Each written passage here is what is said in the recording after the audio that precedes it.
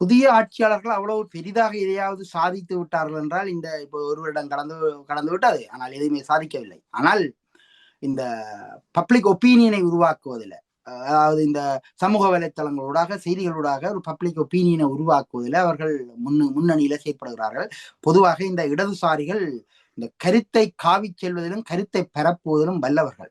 அந்த அந்த அதாவது போஸ்ட் ஒட்டுவதில் இதுகள் எல்லாம் அவர்கள் வல்லவர்களாக இருப்பார்கள். அதுதான் அந்த அந்த கல்ச்சர், அதாவது இந்த கொமிஷத்தினுடைய கல்ச்சரே அதுதான். அந்த கல்ச்சருக்குள்ளால அவர்கள் இந்த கருத்தை பரப்புகிறார்கள்.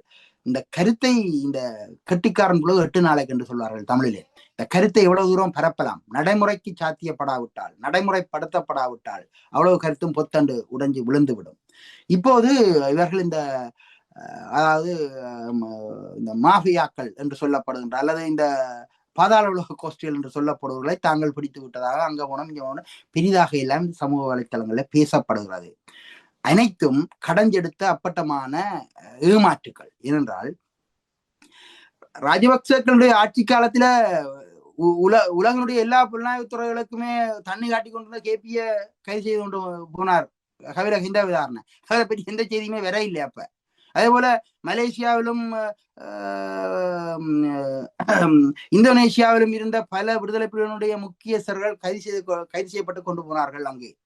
அதை பற்றி யாருமே பேசப்படவே இல்லை.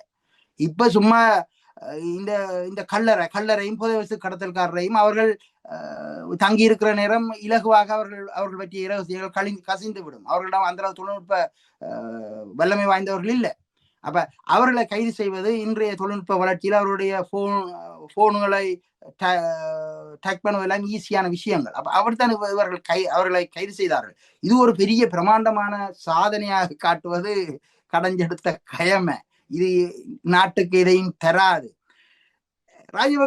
கோத்தபாய ஆட்சிக்கு வருவதற்கு சற்று முன்னர் இலங்கையில பாதாள உலக கோஷ்டியினுடைய ஒரு பெரும்பகுதியினர் கொல்லப்பட்டார்கள். ஒரு 3 டசின் பாதாள உலக கோஷ்டியினர்கள் என்கவுண்டர் மூலம் கொல்லப்பட்டார்கள். துரத்தி சுட்டு கொல்லப்பட்டார்கள். அப்போதும் யாரும் எதையுமே பேசவில்லை. அவர்களும் ஒழித்து கட்டினார்கள். பிறகு ஒரு குறிப்பிட்ட கால இடைவெளியில திருப்பி இவர்கள் வளர தொடங்கிவிட்டார்கள். அப்ப இவர்கள் பலர் இந்தியாவில் தங்கியிருந்து இந்தியா இந்த திருச்சி சிறப்பு முகாமில் தங்கியிருந்து கொண்டு இலங்கையில படுகொலைக்கான கட்டளைகளை பிறப்பித்த சம்பவங்கள் எல்லாம் நிறையவே இருக்கிறது. நிறைய இன்னும் பலர் இந்தியாவுடைய சிறைச்சாலையில இருக்கிறார்கள். அப்ப சிறைச்சாலை என்று சிறப்பு முகாமிலே தடுத்து வைக்கப்பட்டிருக்கிறார்கள் பல சிங்கள கோஷ்டியினர். இதை பற்றி எல்லாம் யாரும் இன்னும் பேசப்படுவதில்லை.